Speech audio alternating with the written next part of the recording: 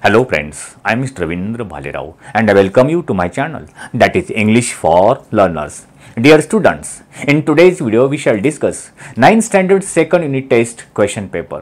हो विद्यार्थी मित्रांनो, आजच्या व्हिडिओमध्ये आपण चर्चा करणार आहोत इयत्ता 9वीच्या सेकंड युनिट टेस्टच्या क्वेश्चन पेपरवरती. तो कशा प्रकारचा असेल, त्याचे आन्सर्स कशा प्रकारे लिहायचे, या सर्व गोष्टी या व्हिडिओमधून तुमच्या क्लिअर होणार आहेत. चला तर व्हिडिओला आपण सुरुवात करूया, पण तत्पूर्वी हा व्हिडिओ स्टार्ट टू एंड पर्यंत बघायला विसरू नका. Let's go.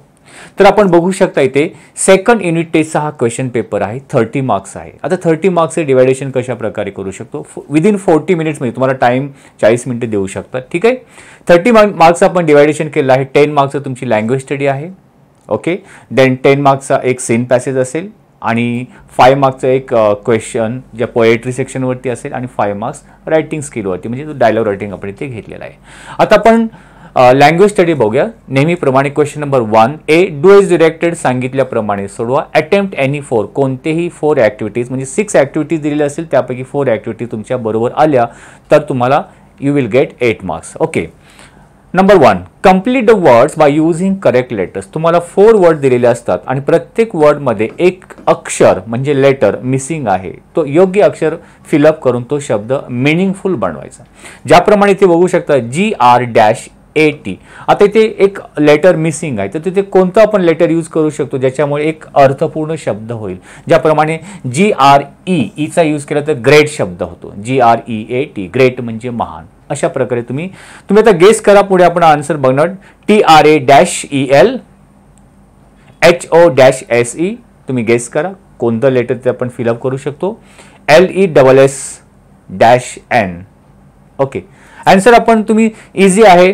ट्रॅव्हल इथे V चा यूज करू शकतो. HOR हॉर्स अँड इथे लेसन ज्याला आपण धडा किंवा पाठ म्हणूया. सेकंड ॲक्टिव्हिटी आहे put the words in alphabetical order. Order म्हणजे क्रम. तुम्हाला 2 ग्रुपमध्ये शब्द दिलेले असतात. प्रत्येक ग्रुपमध्ये 4 वर्ड्स असतात. ठीक आहे. ते अल्फाबेटिकल ऑर्डरमध्ये म्हणजे ABCD क्रमाने, जसे A नंतर B येतो, B नंतर C. मग तो कशा प्रकारे लिहिणार, तर आपण प्रत्येक शब्दाचं फर्स्ट लेटर बघायचं. इथे E पासून स्टार्ट आहे, इथे R पासून राईट, A पासून एबल आणि H पासून हार्ट. आपण याला 1 2 3 4 नंबर देऊया. आता E आहे, R आहे, A आहे आणि H आहे. तर यापैकी कोणतं अगोदर लेटर येईल, तर A. याला नंबर 1 दिला. मग A नंतर E येईल, R येईल की H येईल, तर A नंतर काय येईल, E येईल. मग E पासून टू एपिक याला 2 नंबर द्या. आता E नंतर R येईल की H येईल, ॲब्सोल्युटली H येईल. याला 3 नंबर आणि याला 4. मग इथे आपण 1 2 3 4 नंबर दिले. जेव्हा आन्सर लिहिणार, जो 1 नंबर दिला तो अगोदर लिहिणार able, then epic, then heart and right, असे क्रमाने पुढे. त्याला ABCD क्रम किंवा ABCD अल्फाबेटला ऑर्डर म्हणू शकतो. सेकंड ग्रुपमध्ये जर बघितलं तुम्ही तर फर्स्ट लेटर सेम आहे P. मग फर्स्ट लेटर सेम असतं, सेकंड लेटर बघू शकता. इथे A आहे, इथे R आहे, इथे R आहे, इथे R आहे. आता इथे बघा R 2 वर्डमध्ये आहे आणि A 2 वर्डमध्ये. मग थर्ड लेटर याच्यापैकी एक नंबर आपण देऊया. त्याच्या थर्ड लेटर बघा, इथे S आहे, इथे I आहे. मग S अगोदर येईल की I अगोदर येईल, तर याला 1, याला 2. R मध्ये R O आहे, इथे E आहे. O पहिला येईल की E. तर इथे आपण थर्ड आणि इथे 4. सो या प्रकारे अल्फाबेटिकल ऑर्डरमध्ये तुम्हाला आउट ऑफ मार्क्स म्हणजे 2 पैकी 2 मार्क्स सहजपणे मिळू शकतात. आन्सर तुम्ही इथे बघू शकता. ठीक आहे. ग्रेट, ट्रॅव्हल, हॉर्स, लेसन आणि alphabetical order able, epic, heart, right. PAI painting, PAS passion, PRE premier and profound. या प्रकारे इथे आपण अल्फाबेटिकल ऑर्डरचे इथे आन्सर बघितलेले आहेत. आता आपण थर्ड ॲक्टिव्हिटी बघूया. Punctuate the right. Punctuate the sentence. Punctuate म्हणजे विरामचिन्हांचा वापर करा. 1 minute. Right. Punctuate the following sentence. Let us build a great wooden horse he said. बोललेलं वाक्य नेहमी डबल अवतरण चिन्हामध्ये लिहिलं जातं. ही सेड तो म्हणाला. मग ते बोललेलं वाक्य ते डबल इन्व्हर्टेड कॉमा इथून स्टार्ट होईल. मग ते कोणत्या प्रकारचं आहे, म्हणजे प्रश्नार्थक आहे, सिंपल आहे तर फुल स्टॉप देतो, उद्गारवाचक असेल तर एक्सक्लेमेटिव्ह मार्क देतो, हे बघायचं. वाक्याची सुरुवात कॅपिटल लेटरने let us build a great wooden horse. तर काय येईल, तर तुम्ही गेस करा, मी आन्सर तुम्हाला दाखवणारच आहे. सेकंडमध्ये बघा, don't go so fast. Simple sentence आहे, डी कॅपिटल आहे डोंटचा, इथे ॲपोस्ट्रॉफी या प्रकारे. ठीक आहे, आपण आन्सर बघूयाचं. Let us build a great wooden horse. Inverted कॉमाने स्टार्ट केलेला आहे, comma inverted comma completed he said. Simple sentence आहे. आणि सेकंडमध्ये don't go so fast. Inverted comma ही पण बोललेलं वाक्य, मग आपण इन्व्हर्टेड कॉमा देऊ शकतो. जर दिला नाही तरी वाक्य तुमचं बरं होईल, पण शेवटी फुल स्टॉप यायला पाहिजे, डी कॅपिटल आणि ते ॲपोस्ट्रॉफी. ठीक आहे. त्यानंतर making 4 words using the letters postmaster. तुम्हाला हा पोस्टमास्टर शब्द दिलेला आहे, त्याच्यामध्ये जे लेटर्स आहेत म्हणजे अक्षर आहेत, पी आहे, ओ आहे, एस आहे, हेच अक्षरांचा यूज करून, याच अक्षरांचा यूज करून तुम्ही नवीन शब्द बनवायचे. अट काय आहे, मिनिमम 3 लेटर्स, म्हणजे कमीत कमी 3 अक्षरी शब्द चालेल. 3 पेक्षा कमी, 2 किंवा 1 चालणार नाही. 3 पेक्षा जास्त, 3 और मोर दॅन 3 चालेल. 3, 4, 5 चालेल. तर पोस्ट मास्टरमध्ये याच्यामध्ये अक्षर घेऊन आपण आन्सर तयार केलं. Post master, stamp, rate, test, pot, top असे आपण शब्द. किती शब्द बरोबर यायला पाहिजे, कमीत कमी 4 वर्ड्स बरोबर आले तर तुम्हाला 2 मार्क्स सहजपणे मिळू शकतो. ठीक आहे. नेक्स्ट ऍक्टिव्हिटी दिलेली आहे, write related words as shown in the example. Teacher, टीचरचं ॲक्टिव्ह. आता हा पार्ट्स ऑफ स्पीचचा हा टॉपिक आहे, म्हणजे शब्दांच्या जाती आपण बोलतो. म्हणजे इथे जर नाऊन असेल तर त्याला डिस्क्राईब करणारा वर्ड्स इथे ॲडजेक्टिव्ह लिहायचा असतो, पण इथे त्या प्रकारे म्हटलं नाहीये. तर एक्झाम्पल मध्ये, उदाहरणामध्ये दाखवल्याप्रमाणे इतर शब्द लिहा. द टीचर कसं आहे, ॲक्टिव्ह आहे, म्हणजे टीचरचं वर्णन करतो. टीचर कसे आहेत, ॲक्टिव्ह आहे. टीचर कसे आहेत, ग्रेट आहे. टीचर कसे आहे, क्लेवर आहे. टीचर कसे आहे, इंटेलिजंट आहे. तर आपण अशा प्रकारे त्याचं वर्णन करणारे शब्द लिहायचे आहेत. टीचर पेन, टीचर बुक या प्रकारे चालणार नाही. म्हणजे टीचर नाऊन आहे तर इथे ॲडजेक्टिव्ह. तर आपण आन्सरमध्ये बघू शकता, त्या कॉलममध्ये हे तुम्हाला डायग्राम काढायची आहे, आकृती काढायची आहे, आणि याच्यामध्ये हे शब्द भरू शकता. Interactive, engaging, innovative, motivational, great, kind, cooperative, clever या प्रकारे वर्ड्स तुम्ही लिहू शकता. कमीत कमी किती वर्ड्स, दिलेला शब्द सोडून इतर 4 शब्द, म्हणजे तुम्ही 5, 6, 7 शब्द तुम्ही लिहा. त्यापैकी 4 वर्ड्स बरोबर आले तर 2 मार्क्स तुम्हाला मिळेल. ठीक आहे. अशा प्रकारे नेक्स्ट ऍक्टिव्हिटी आपण बघूया, ती म्हणजे activity number 6. Complete the following word chain of noun. आता नाउनची वर्ड चेन कंप्लीट करा. नाउनची वर्ड चेन म्हणजे तुम्हाला एक शब्द दिलेला आहे, किंग. ओके, किंग हा नाउन आहे. मग शेवटच्या अक्षराने नाउनच बनवायचं आहे. कधी कधी ते नाउन असेल, कधी ॲडजेक्टिव्ह असेल, कधी वर्ब असू शकतो. ठीक आहे. नाउन असं मग जी पासून जसं जिराफ होतो आणि ग्रेट पण होतो, परंतु ग्रेट हा ॲडजेक्टिव्ह आहे, वर्णन करणारा शब्द आहे. परंतु जिराफ हा शब्द काय आहे, नाउन आहे. तर नाउनच तुम्हाला लिहायचं. तर या प्रकारे तुम्ही लिहायचं. आपण आन्सर आपण बघूया डायरेक्ट याची. किंग, जी पासून जिराफ, ई पासून एलिफंट, टी पासून टेलिव्हिजन, एन पासून नेशन. सो थोडीशी काळजीपूर्वक कोणतेही शब्द लिहू नका किंवा वर्ब लिहू नका. ठीक आहे. Next, do as directed. Make a meaningful sentence by using the phrase look for. Look for अशी एक फ्रेज दिली जाते, त्याचा तुमच्या स्वतःच्या वाक्यामध्ये यूज करा. To take care of, to look for या प्रकारे. तर लुक फॉर म्हणजे चा शोध घेणे, टू फाइंड आउट या अर्थाने. तर आपण अर्ज इथे एक सेंटेन्समध्ये यूज करून आन्सर तयार केलेला आहे. I always look for my glasses when I wake up. जेव्हा मी सकाळी उठतो तेव्हा मी नेहमी काय करतो, मी माझी ग्लासेस लुक फॉर म्हणजे शोधत असतो. ग्लासेस म्हणजे आपण त्याला चष्मा म्हणू शकतो. ठीक आहे. I always look for my glasses when I wake up. और जर तुम्ही हे वाक्य पूर्ण केलं नसेल तर ही फाउंड अ मोबाईल, एवढं वाक्य तुम्हाला दिलेलं आहे ते तुम्हाला एक्सपांड करायचं आहे बाय ॲडिंग क्लॉज. म्हणजे क्लॉज, सबऑर्डिनेट क्लॉज ॲड करून, म्हणजे उपवाक्य जोडून ते वाक्य तुम्हाला एक्सपांड म्हणजे वाढवायचं आहे. He found a mobile which was latest iPhone. Which किंवा that was latest iPhone. That विचचा यूज करून कनेक्टेड वर्ड्स तुम्ही ते सेंटेन्स वाढवू शकता. ठीक आहे. या प्रकारे आपण डायरेक्ट आन्सर इथे बघितलेलं आहे. नेक्स्ट ॲक्टिव्हिटी आपण बघणार ते म्हणजे क्वेश्चन नंबर 1B मध्ये. Attempt any one. Add a prefix or suffix to make a new word.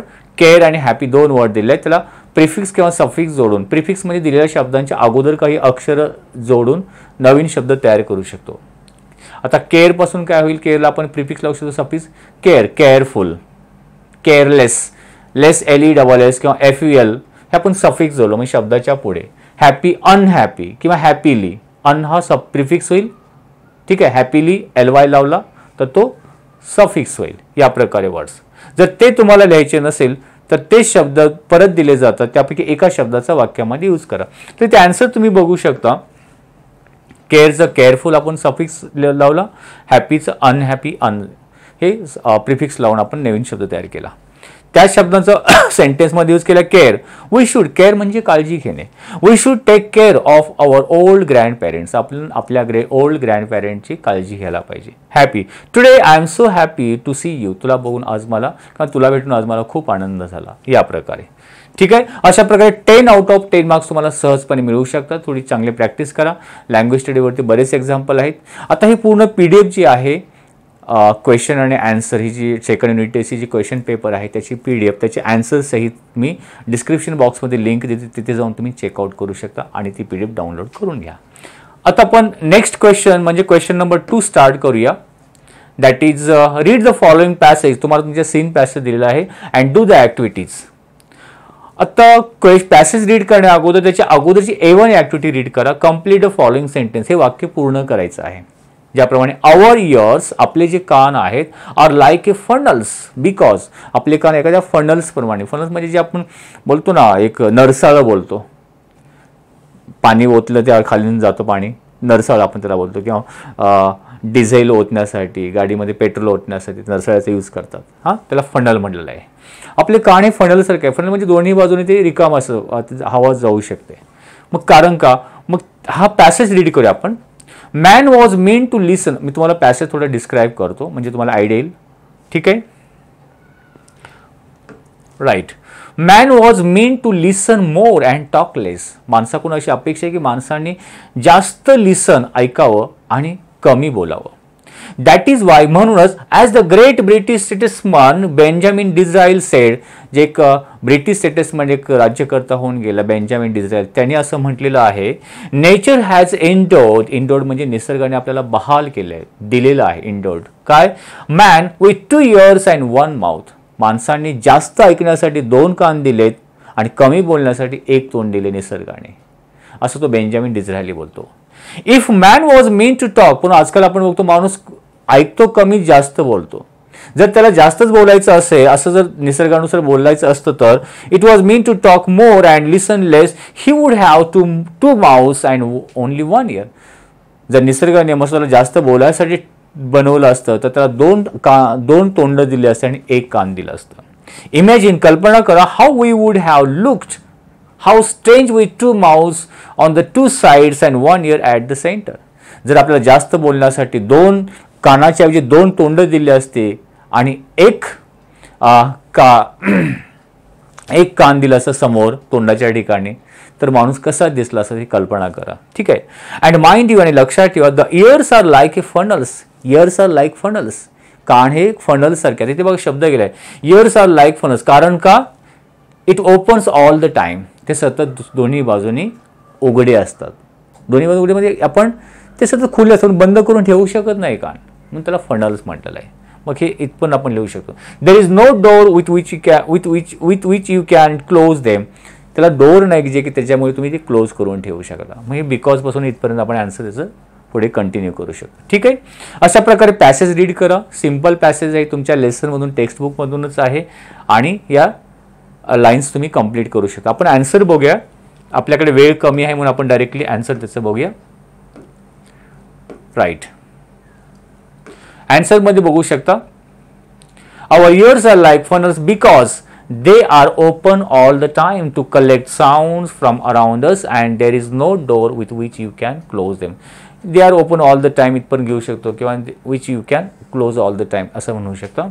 Second जे सेंटेन्स होतं, the 2 rows of the teeth, दाताच्या 2 रांगा आहेत पॅसेजमध्ये जर गेलाय, ते एका फेन्सिंग सारखं काम करतो. फेन्स म्हणजे जसं एखादं कुंपण असतं, कुंपणासारखं काम करतो, म्हणजे आतमध्ये येऊ देत नाही किंवा बाहेर काही जाऊ शकत नाही. कारण का, they act as a barrier, barrier म्हणजे ते अडथळा निर्माण करण्याचं काम करतो. कशाला, दॅट वर्ड्स, शब्दांना, words must pass through the before being spoken, शब्द बोलण्या अगोदर मनामधले त्या बॅरियरला, त्या टीथच्या रांगांना पार करून त्यांना जावं लागतं, म्हणजे ते थांबवण्याचं काम करतात. ते बिकॉज पासून हे पुढे आपण शब्द लिहू शकतो. थर्ड मध्ये द 2 लिप्स, जे 2 लिप्स आहेत, ओठ आहेत, त्यांचं काम काय आहे, फेन्स, ते पण एखाद्या फेन्स सारखंच काम करतात, जसे दातांच्या रांगा आहेत. कारण ते सुद्धा सर्व ॲज अ बॅरियर, ते पण बॅरियरचं काम करतात. That words must pass through, ज्याच्यामधून शब्द पास होतात. So teeths and range of 2 teeths and the 2 lips act or work as a barrier or as a fence म्हणून एक कुंपणासारखं काम करतात. Once you have spoken word, जर एकदा का तुम्ही तुमच्या तोंडातून शब्द बोलला गेला, you can not get it back, हे आन्सर आहे. तुम्ही त्याला परत घेऊ शकत नाही. Do what you do it. आता हे वाक्य तुमच्या पॅसेजमध्ये आहे ते चूज करून तुम्ही ते फक्त लिहायचे. सो ही जी A1 ॲक्टिव्हिटी आहे फिल इन द ब्लँकची, ते 2 आउट ऑफ 2 मार्क्स तुम्हाला सहजपणे मिळू शकतो. Okay, let's see the next question on this passage. या पॅसेजचा सेकंड क्वेश्चन म्हणजे A2 क्वेश्चन बघूया. What are the 2 fences from where the words has to pass. तुमच्या शरीरामध्ये असे 2 फेन्सेस कोणते आहेत की ज्याच्यामधून शब्द पास होतात. आता याचं उत्तर कुठे भेटेल? फेन्सचं काम कोणत्या 2 अवयवांनी केलेलं आहे? फेन्स म्हणजे कुंपण किंवा अडथळा निर्माण करण्याचं, जे आपण A1 मध्ये पण बघितलं होतं, आणि ते म्हणजे इथे बघू शकता. Right, there is a firstly the fence of this 2 rows of teeth. हे फर्स्टली हे एक फेन्स म्हणून काम करतो. 2 rays ऑफ टीथ म्हणजे दातांच्या 2 रांगा. आणखीन कोणते? And there is a second the fence of 2 leaves. So 2 leaves and the rows of the teeth, these are act as a fence. ते फेन्स म्हणून काम करतात. हे त्याचं उत्तर. आता आन्सर आपण बघणार आहोतच. ठीक आहे. आणखीन A3 मध्ये काय? Find out antonyms from the passage. याचं पण उत्तर तुम्हाला पुढे दाखवतो. Antonyms means opposite word. दिलेल्या शब्दांना अपोजिट वर्ड्स पॅसेजमधून शोधून लिहा. क्लोज तर ओपन शब्द गेलेला आहे. Careless careful. स्लेव गुलाम. स्पोकन, आता गुलामच्या अपोजिट काय शब्द आहे तुम्ही हे करा, आठवा. तर ते close, open, careless, careful, slave म्हणजे गुलाम. त्याच्या ऑपोजिट वर्ड्स येते मास्टर, हे तुम्ही त्याचा अधिकारी म्हणू शकता. तर मास्टर वर्ड केलेला आहे. स्पोकन आणि अनस्पोकन, बोललेला शब्द, न बोललेले शब्द. स्पोकनच्या ऑपोजिट अनस्पोकन. आणि 2 फेन्सेस जे A2चं जे आन्सर होतं, the 2 fences from where the words have to pass are, ते कोणते आहेत? The 2 rows of the teeth and the 2 lips. या प्रकारे लिहू शकता, किंवा ते फर्स्टली आणि सेकंडली जे 2 लाईन्स आहेत ते पण लिहू शकता. तर हे तुम्हाला राईट आन्सर होईल. सो या प्रकारे A2 आणि A3 कंप्लीट होतो. A4 ही डुएस डायरेक्टर म्हणजे ग्रामरच्या रिलेटेड ॲक्टिव्हिटी असते. Nature has endowed man 2 ears and 1 mouth. निसर्गाने माणसाला 2 कान आणि 1 तोंड दिलेलं आहे. एंडोर्ड म्हणजे बहाल केलं किंवा दिलेलं आहे. Choose the correct alternative to change into passive voice. Actually passive व्हॉइसमध्ये करायचं म्हणजे नेचर हा सब्जेक्ट आहे, एंडोर्ड हा वर्ब आहे, मॅन ऑब्जेक्ट आहे आणि हा कॉम्प्लिमेंट आहे. ठीक आहे. जेव्हा पॅसिव्ह व्हॉइसमध्ये करताना ऑब्जेक्ट सुरुवातीला घेतो, म्हणजे मॅन सुरुवातीला पाहिजे. प्रत्येक याच्यामध्ये मॅन सुरुवातीला आलेलंच आहे. ठीक आहे. आता हॅज पास्ट प्रेझेंट परफेक्टमध्ये हॅज असेल तर जेव्हा पॅसिव्ह व्हॉइसमध्ये करतो हॅज बीन किंवा हॅव बीन होतो. पण मॅन आपण पुढे घेतला तर मॅन सिंग्युलर म्हणून हॅज बीन पाहिजे. पण हॅज बीन कुठे आलेलं आहे? इथे मॅनच्या पुढे फक्त हॅज आहे, इथे मॅनच्या पुढे हॅज बीन आहे, म्हणजे हे बरोबर आहे. इथे मॅनच्या पुढे हॅव बीन आहे, तर हॅव बीन असणारच नाही. तर 3 ऑप्शनपैकी तर third, second, B option is the right answer. Man has been endowed, PPV क्रियापद तिसरं रूप, with 2 ears and 1 mouth by nature. तर हे उत्तर. तर या प्रकारे तुम्हाला ॲक्टिव्ह व्हॉइस पॅसिव्ह व्हॉइसच्या रिलेटेड ही ॲक्टिव्हिटी आहे. सेकंड सेंटेन्स आहे, the ears are like funnels, add a question tag. दिलेलं वाक्य आहे तसं लिहितो, उत्तर लिहिताना कॉमा देतो. त्याच्यामध्ये हेल्पिंग वर्ब आरचं काय होईल? आरंट. आणि द इयर्स अनेक वचने आरंट दे, हे त्याचं उत्तर असेल. तर आपण आन्सर पुढे बघू शकता. Aren't they. आणि याचं man has been endowed with 2 ears and 1 mouth by nature. या प्रकारे. आता सेल्फ रिस्पॉन्स टाईप क्वेश्चन जे A5 आहे, स्वमत आपण ज्याला बोलतो, स्वतःच्या मनाने उत्तर लिहायचे. What would you do if your spoken words hurt someone. What would you do, तुम्ही काय कराल? इफ, जर your spoken words hurt someone, जर तुम्ही तुमच्याकडून बोलले गेलेले शब्द किंवा तुमच्याकडून जे तुम्ही बोललात त्याच्यामुळे एखाद्याचं मन हर्ट जर असेल, मन दुखावलं असेल, तेव्हा तुम्ही काय कराल? तर इथे आपण एक एक्झाम्पल म्हणून आन्सर दिलेला आहे. If my spoken words hurt someone, जर माझ्या बोलण्यामुळे कोणाचं मन दुखावलं असेल, दुखावेल, तर आय वुड फर्स्टली ॲपोलॉजाइज और से सॉरी. ॲपोलॉजाइज म्हणजे सॉरी म्हणा, मी प्रथम त्याला सॉरी म्हणेल सिन्सिअरली. ॲक्नॉलेजिंग किंवा एक्सपिरियन्सिंग, मला जाणीव असेल the impact of my words, माझ्या बोलण्याचा काय तर प्रभाव होईल याची जाणीव ठेवून मी त्याला काय म्हणेल? सॉरी म्हणेल. ठीक आहे. I would make it clear that it was not my intention to cause hurt, मी त्याला क्लिअर केलं की मला तुला हर्ट करण्याचं माझ्या याच्या पाठीमागे इंटेन्शन नव्हतं किंवा कोणताही हेतू नव्हता.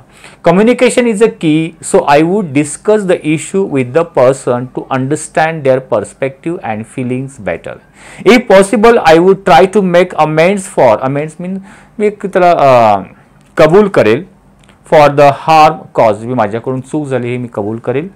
मुव्हिंग फॉरवर्ड, त्याच्या पुढे जाऊन I would more mindful, I will be take cautious, मी थोडं सतर्क राहील जेव्हा जेव्हा कधी मी असं बोलण्याचा प्रसंग येईल.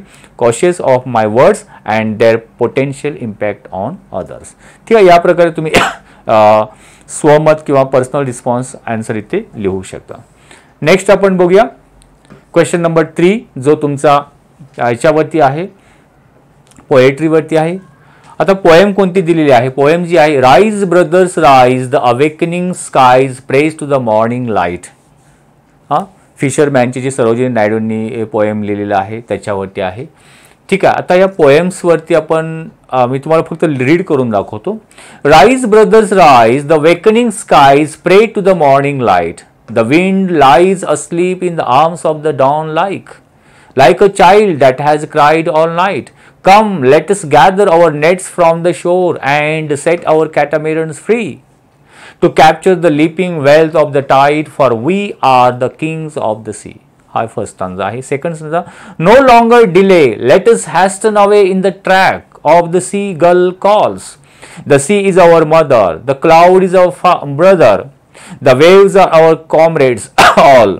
What though we toss at the fall of the sun, where the hand of the sea god drives. Okay, या पोएमवरती आपण क्वेश्चन बघूया. Read the poem and do the following activity. A1, match the following words आणि त्या meaning match करायचे. The wind, विंडसाठी काय mother येईल, child येईल, brother येईल किंवा मदर होल्डिंग.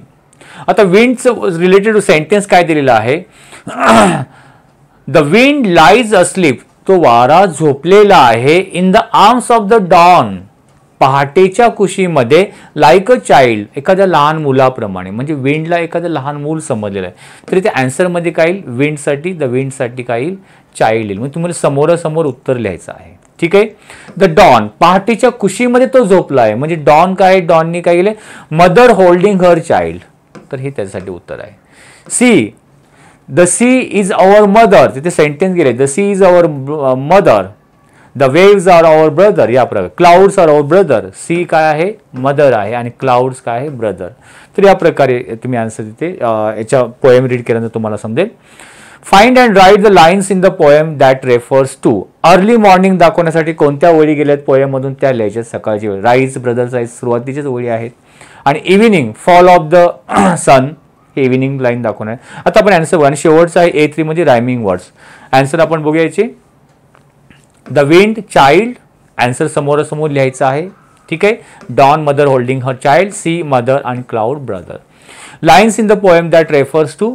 अर्ली मॉर्निंग काय दाखवतो? त्या ओळी कोणत्या आहेत? राईज ब्रदर्स राईज, या ओळी तुम्ही लिहू शकता. आणि इव्हिनिंग शो करण्यासाठी what do we toss at the fall of the sun, where the hand of the sea god drives, या ओळी तुम्हाला इव्हिनिंग दाखवते.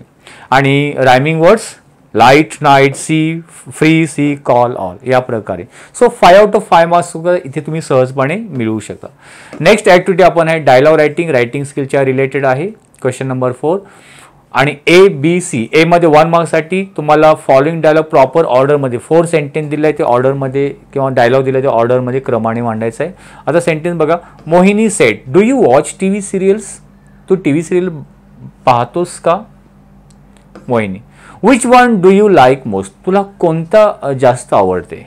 Shruti, I like most reality show. मला रियालिटी शो जास्त आवडतात. Shruti, yes I watch TV serials from 8 PM to 9 PM. आता एक क्रमाने लिहायचे. मग कोणत्या प्रश्नाचं कोणतं उत्तर असेल? स्टार्टिंग कशी असेल? तुम्ही गेस करा. मी आन्सर पुढे दाखवतो आहे. आणि बी मध्ये काय डायलॉग कंप्लीट करायचा आहे. Sumukhi said, what will happen if you eat too much of junk food? आपण ते जंक फूड जास्त प्रमाणामध्ये खाल्लं तर काय होईल? मग पूर्ण वाक्यामध्ये उत्तर द्यायचं आहे. तन्मय काय बोलतं? उत्तर रिस्पॉन्स कसा देईल? रिस्पॉन्स बघ कशा प्रकारे पूर्ण वाक्य द्यायचं आहे. तुम्ही पुढे दाखवतो.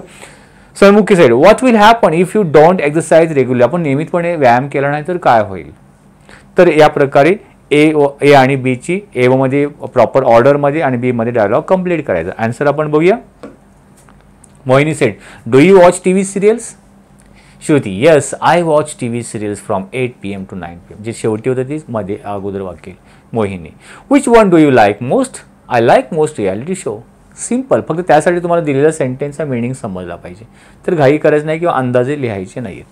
कंप्लीट सेंटेन्समध्ये डायलॉगमध्ये Sumukhi said, "What will happen if you eat too much junk food?"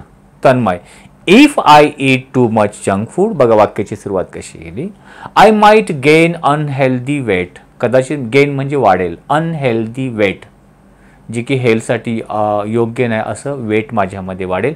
And have a issue like high cholesterol and blood sugar level. हे इश्यूज किंवा ह्या समस्या वाढतील. सन्मुखी, "What will happen if you don't exercise regularly?" Tanmay, "Without regular exercise," जर नियमितपणे exercise केली नाही तर, "I could become less fit." मी माझे फिटनेस कमी होईल, मी निरोगी राहणार नाहीये. "Have lower energy कमी होईल energy level. And increase my risk of health problems like heart disease." म्हणजे हार्ट अटॅक सारखा हा प्रॉब्लेम माझ्यामध्ये इन्क्रीज होऊ शकतो. सो या प्रकारे कंप्लीट सेंटेन्समध्ये रिस्पॉन्ड कसा द्यायचा तुम्ही इथे बघू शकता. ठीक आहे. त्यानंतर जो सी असतो तो डायलॉग आपल्याला स्वतः तयार करायचा आहे. Dialogue between you and your mother regarding excessive use of mobile by student जे जास्त प्रमाणामध्ये मोबाईल यूज करतात त्याच्यामध्ये एक संवाद तयार करा. आता ॲन्सर देण्यासाठी ॲन्सर लिहिताना सुरुवातीला तुम्हाला टायटल द्यायचं. टायटल म्हणजे याच्यामध्ये ज्या विषयावरती तुम्ही डायलॉग बनवणार तेच तुम्ही ते शीर्षक किंवा नाव देऊ शकता. ज्याप्रमाणे ते काय, excessive use of mobile by student, excessive use of mobile by students हे आपण टायटल दिलं आहे. आपण सुरुवात कशी केली बघा. You said, "mom, have you noticed?" आई, तुझ्या लक्षात आलं आहे का, how many hours students spend on their mobile this days. सध्याच्या काळामध्ये विद्यार्थी किती वेळ ते मोबाईलमध्ये घालवतात. Mother, "yes, it's quite concerning." हो, हे खूपच चिंताजनक आहे. कॉन्सर्निंग म्हणजे काळजी करण्यासारखं. "They seem to be glued to their screen almost all the time." जवळपास सतत ते त्या स्क्रीनवरती एखाद्या ग्लूनी चिपकवल्याप्रमाणे ते चिकटून असतात किंवा सतत बघत असतात. "I think it affects their sleep and studies." याच्यामुळे त्यांच्या झोपेवरती आणि अभ्यासावरती परिणाम होतो. "They are always tired and distracted." ते नेहमी टायर्ड, थकलेले आणि डिस्ट्रॅक्ट म्हणजे त्यांचं मन विचलित झालेलं असतं. मदर, "ॲब्सोल्युटली, अगदी बरोबर आहे. And it's not just about academics." हे फक्त अकॅडमिकवरती त्याचा परिणाम होत नाहीये. "They are missing on face to face interaction and physical activity." आज अशा मुलांकडून ते मिस करीत आहेत. ते फिजिकल इंटरॅक्शन किंवा समोरासमोर बोलत नाही आहेत किंवा त्यांच्या फिजिकल ॲक्टिव्हिटीज म्हणजे शारीरिक ॲक्टिव्हिटीज पण होत नाही त्याच्यामुळे. "Maybe schools and parents should work together to see some boundaries and encourage other activities." शाळेने आणि पेरेंट्सने त्यांच्यामध्ये काहीतरी बंधनं घालून आणायला पाहिजे आणि ते काहीतरी वेगळा पर्याय त्याच्यासाठी सुचवला पाहिजे. Mother, "that's good idea. Limiting screen time and promoting hobbies like sports or arts could really help." So या प्रकारे त्यांनी एक कमी थ्री मिनिंगफुल लेक्चर म्हणजे एकाने प्रश्न विचारला, दुसऱ्याने उत्तर दिलं, 1 लेक्चर, असे 3 मिनिंगफुल लेक्चर म्हणजे 3 क्वेश्चन 3 उत्तर रिस्पॉन्ड आपण म्हणून होऊ शकतो. या प्रकारे तुम्हाला हा ॲक्टिव्हिटीज किंवा डायलॉग क्रिएट करायचा असतो. सो अशा प्रकारे आजच्या व्हिडिओमध्ये आता जे आपण क्वेश्चन पेपर बघितला याची मी PDF लिंक आन्सर सहित दिलेली आहे. ती डिस्क्रिप्शन बॉक्समध्ये लिंक दिली, तिथे जाऊन तुम्ही चेकआउट करू शकता. आणि हो, one more thing is that आपला प्ले स्टोअरवरती इंग्लिश फॉर लर्नर्स हा मोबाईल अँड्रॉइड ॲप आहे. तुम्ही तो डाउनलोड करा. डाउनलोड केल्यानंतर तुम्हाला grammar, writing skill, question paper प्रॅक्टिससाठी, त्यानंतर नोट्स आहेत प्रत्येक धड्यावरचे क्वेश्चन्स आहेत सॉल्व केलेले, इंग्लिश वर्कशॉप म्हणूया किंवा स्टार्टिंगचे जे वॉर्मिंग अप ॲक्टिव्हिटीज सर्व सोडून दिलेलं आहे. क्वेश्चन पेपर्स प्रॅक्टिससाठी भरपूर आहेत. तर हा मोबाईल ॲप तुम्ही डाउनलोड करा आणि डाउनलोड करून तुम्ही फ्री ऑफ कॉस्ट तुम्ही त्याचा यूज करू शकता आणि आपल्या वेबसाईटला व्हिजिट देऊन तिथे देखील हे सर्व स्टडी मटेरियल अवेलेबल आहे. आय होप तुम्हाला हा व्हिडिओ निश्चितपणे आवडला असेल लाईक आणि शेअर करायला विसरू नका. तुम्हाला कोणत्या टॉपिकवरती व्हिडिओ हवा तुम्ही कमेंट बॉक्समध्ये लिहून मला सांगू शकता. तोपर्यंत wish you good day, take care, thank you very much.